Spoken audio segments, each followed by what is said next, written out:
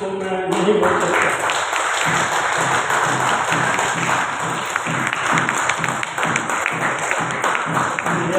ভুল দর্শন, ভুল নীতি, ভুল নেতৃত্ব, ডিফেক্টিভ पॉलिसी इसको खड़ा करके जिसे आसन जो इलेक्शन होगा और सबके लिए हम शुभकामना और हार्दिक शुभेच्छा।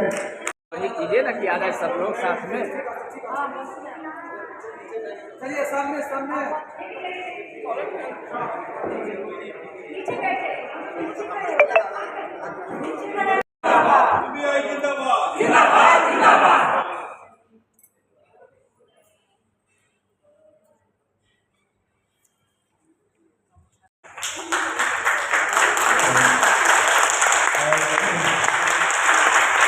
करंट फेरी है और ये मेरे लिए ठीक है। उसी बीच में उड़िया की बात बोली और फिर हमको थोड़ा समझाई भी। मैं आप लोग खासकर ये तो पक्का आप लोगों ने सबने कहा है कि एक हफ्ते में 5 लोगों को बतला सकते हैं। 5 लोगों का बतलाने का मतलब हो गया महीने में 4 हफ्ता 20 आदमी। यहाँ पे 90 आदमी हम यहाँ मौजूद थे। मतलब ये कि चुनावी राजनीति के प्रति हमारी कोई अरुचि नहीं है। राजनीति से क्या मतलब है, ये तो अच्छे लोगों की जगह नहीं है। इस तरह की जो चीज़ें मन में आती हैं उसको परहेज करना है, क्योंकि आपके मन को कमजोर करती है। आप सोचिए कि चुनाव में जाना है और चुनाव को जीतना है। इसलिए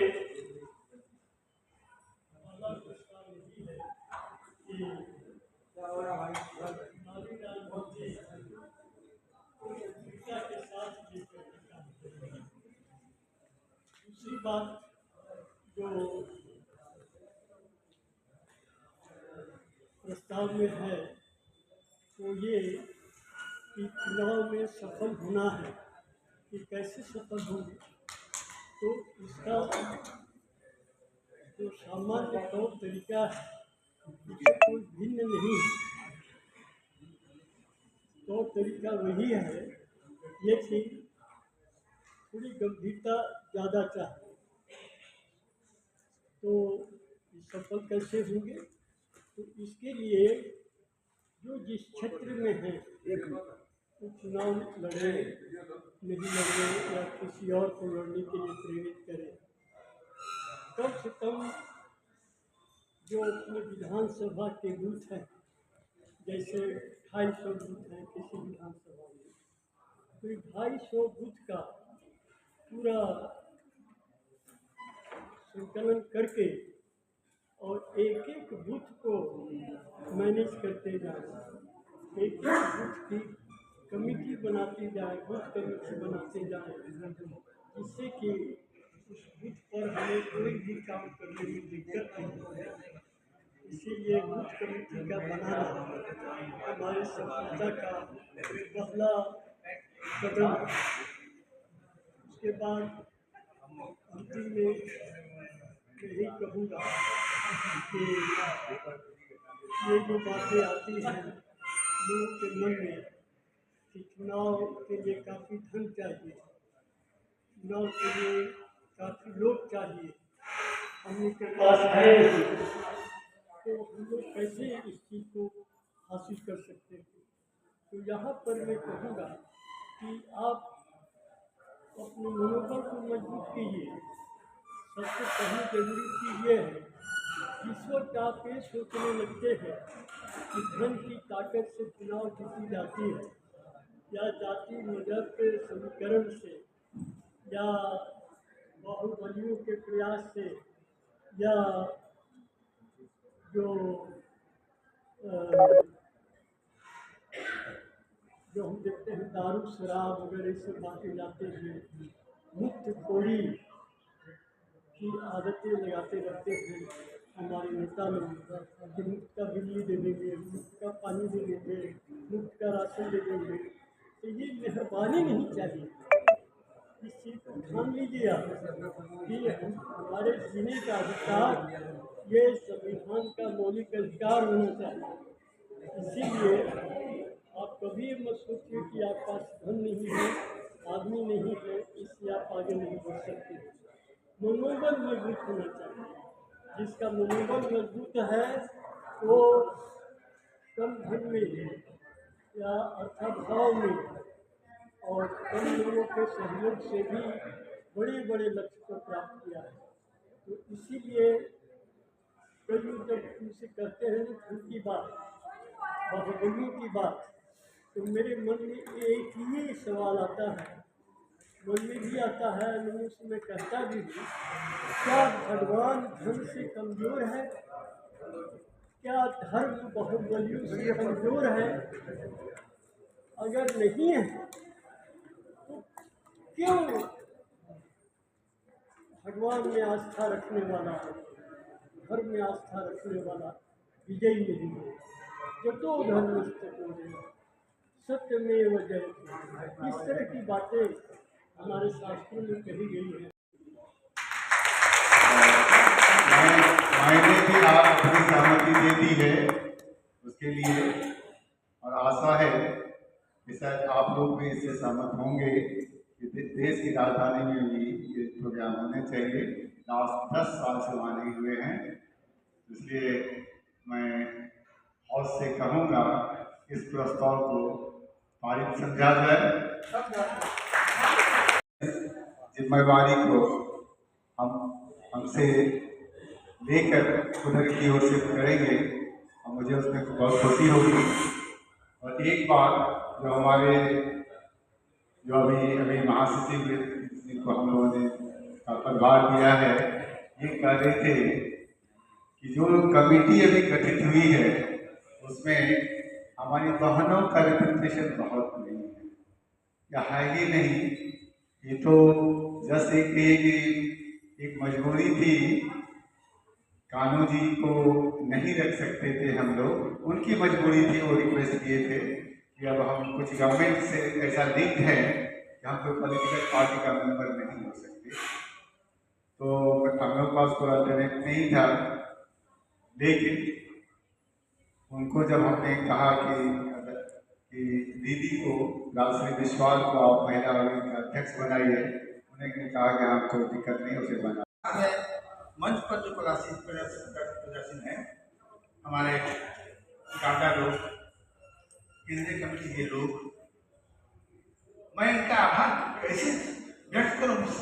तो भी ये चीज़ें लिखी रहती हैं, तो इसीलिए ये चीज़ें हैं। जब ये चीज़ें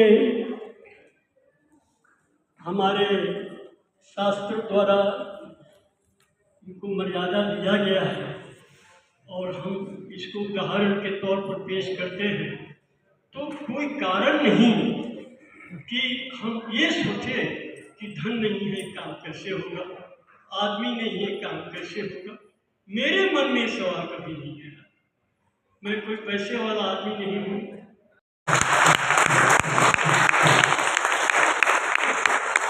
राजस्थान से आए हैं,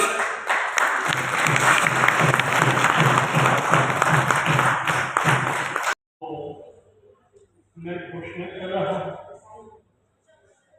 इसमें कई लोग पहले से ही हैं, उनको वैसे ही रखा गया है, और कई नए हैं। जैसे हमारे भास्कर दादा प्रेसिडेंट हैं, पहले भी थे, अभी भी।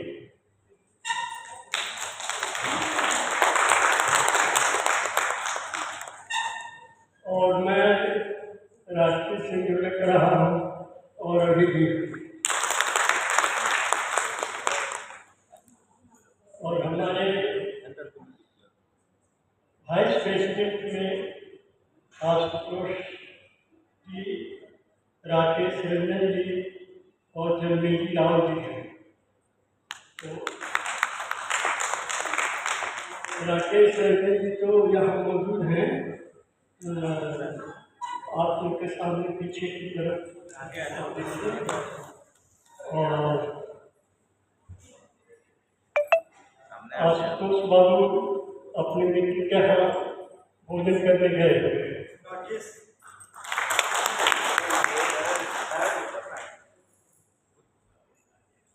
उसके बाद ऑर्गेनाइजिंग सेक्रेटरी आदित्य प्रधान और भूषण कुमार और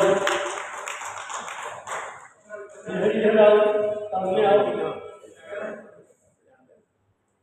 ये लोग समर्पित व्यक्तित्व है, उनको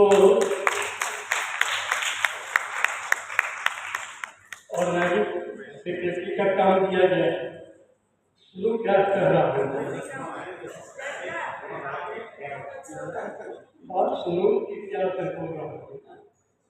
उनको राष्ट्रीय समिति में ऑर्गेनाइजिंग सेक्रेटरी का काम दिया गया है। तुम्हारे साथ एक और व्यक्ति सहयोग करेंगे जिनका नाम है रोशन, तो उनसे संपर्क करा दिया जाएगा तो, लेकिन मुख्य दायित्व तुम्हारा ही है, इसीलिए पूरा सतर्क रहो। ठीक है।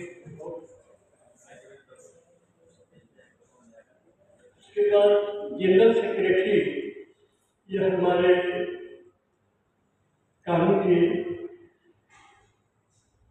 काफ़ी समय से कई नए दायित्वों से जुड़ गए, जिसके कारण राष्ट्रीय समिति का कार्यभार हम संभाल पा रहे थे।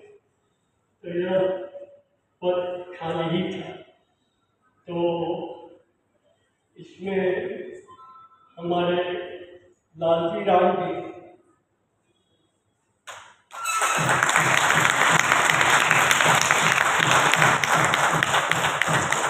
तो मैं महासचिव जनरल सेक्रेटरी का कार्यभार किया जा रहा है और मैं चाहूँगा कि हमारे भास्कर दादा उनको स्वागत